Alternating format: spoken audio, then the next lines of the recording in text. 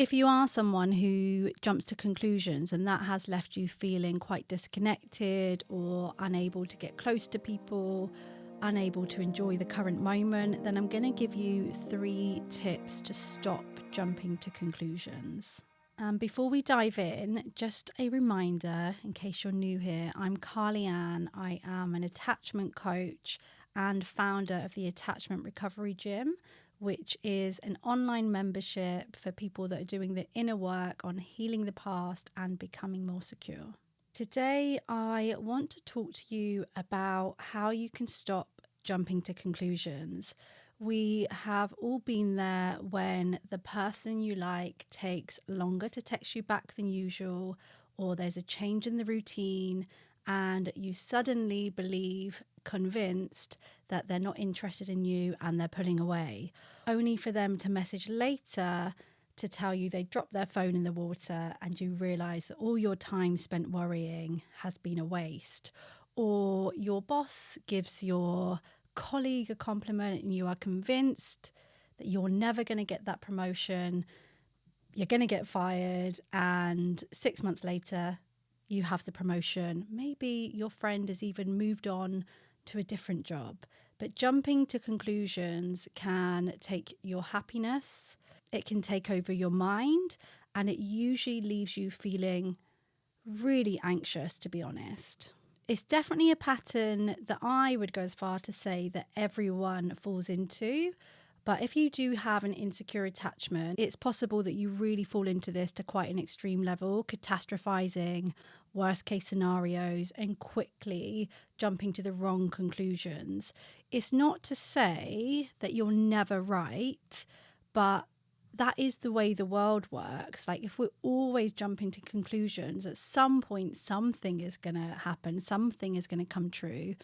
And I hear the argument of, aren't I setting myself up for less disappointment? I hear the arguments, and it's really for you to decide if jumping to conclusions is causing you upset enough that you want to change it or not. For sure, jumping to conclusions and making assumptions is an unhelpful, quite negative way of thinking, and it's usually that you are assuming something bad is going to happen. It's usually something negative that goes against what you want, what you desire, how you want things to turn out, what would mean that you're worthy, what would make you good enough. I tend to find that when I'm working with people that jump to conclusions, it's usually because they do have some evidence from the past that X, Y, and Z is going to happen. So, for example, maybe someone has left them for their ex before. Maybe the last 3 people they dated did pull away after date 3, whatever it might be. Maybe they've had a bad experience with being cheated on. It's not to say that these experiences haven't happened in the past, but that can mean that you now jump to the same conclusions, which can be really hurtful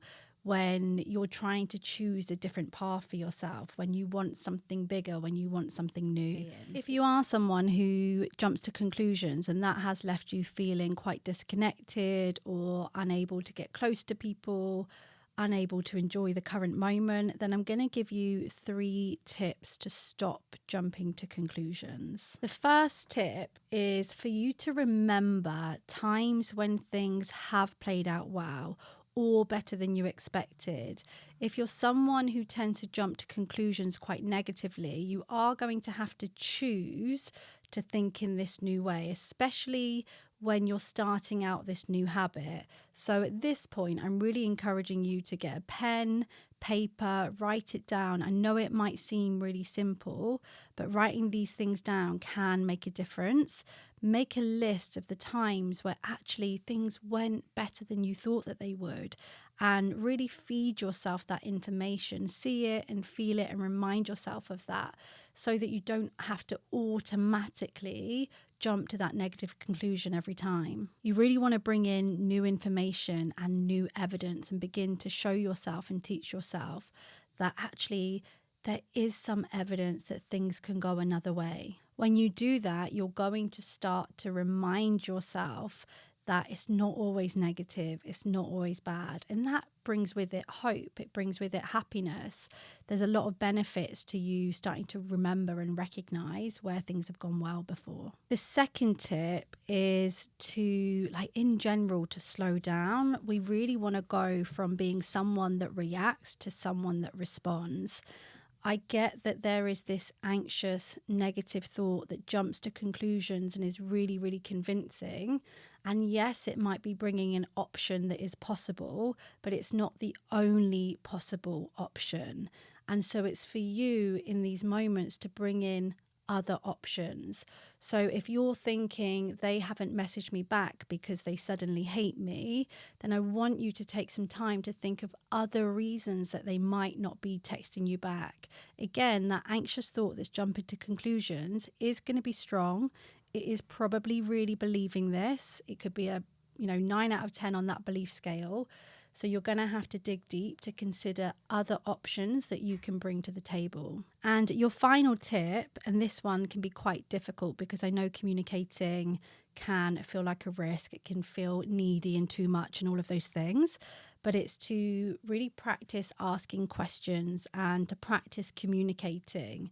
Because sometimes what's happening is you're jumping to conclusions and you're making assumptions about something that you haven't actually had an open conversation about, which leaves you really only the option to make things up in your mind. It leaves you only the option to overthink.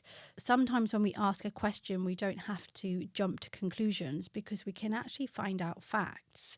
So definitely communicating, look at if there is someone that you can speak to. Is there anything that you're not saying, anything vulnerable? And that is definitely going to help you in your path to not jumping to conclusions. I hope that you found this useful.